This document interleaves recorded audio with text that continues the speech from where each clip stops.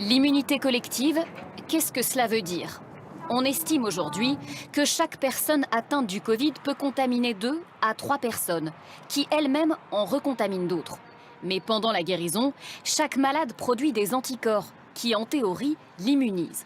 Lorsque 60% de la population est immunisée, l'épidémie est stoppée, car chaque malade ne peut plus contaminer qu'une seule personne. Ceux qui l'ont déjà eu font barrière au virus.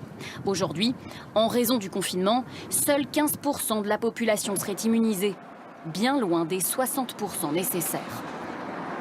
Attendre pour ce type de maladie qui peut être mortelle sur un pourcentage de la population, on ne peut pas se permettre le luxe d'attendre à ce qu'il y ait des morts et donc attendre naturellement l'immunisation des personnes. Alors, comment atteindre l'immunité collective? Les chercheurs misent sur le vaccin.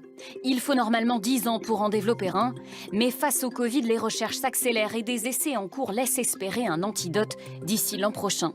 En attendant, seuls des tests sérologiques systématiques permettraient de déconfiner sans prendre de risques. Ça va être important de savoir les gens qui sont protégés parce que ceux-là, ils vont pouvoir reprendre, j'allais dire, quasiment une vie normale. Et puis permettre à ceux qui ne sont pas protégés, lorsqu'on va envisager un déconfinement, que ces personnes-là restent extrêmement prudentes et gardent un certain nombre de mesures qui permettent de limiter le risque d'infection.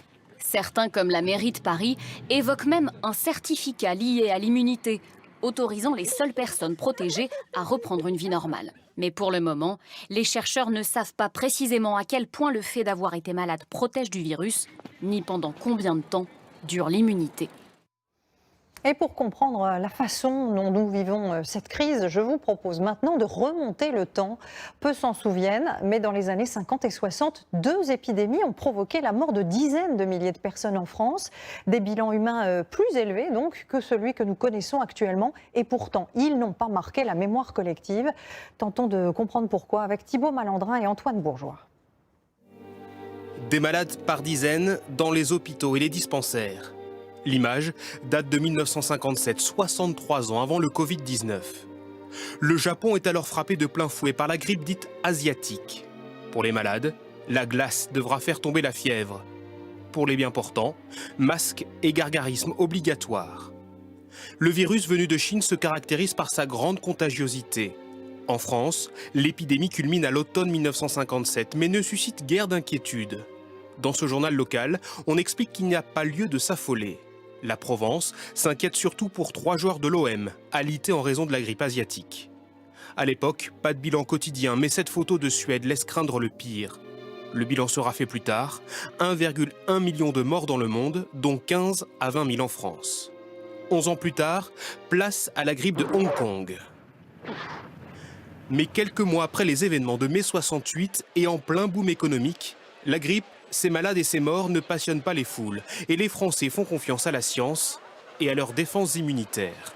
Nous sommes une famille où nous avons des carcasses de fer. Nous ne prenons jamais rien.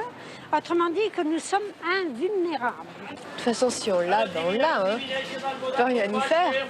La presse en fait peu l'écho et jusqu'à l'Institut Pasteur, les scientifiques se veulent rassurants.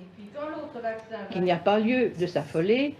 Cette épidémie évoluera probablement comme une épidémie saisonnière assez banale. Pourtant, là encore, les malades se comptent par milliers, des écoles sont fermées et les transports perturbés. Le bilan sera lourd, 1 million de morts dans le monde, dont plus de 30 000 en France. Une épidémie qui suscitera longtemps l'indifférence générale, au point de devenir la grippe oubliée.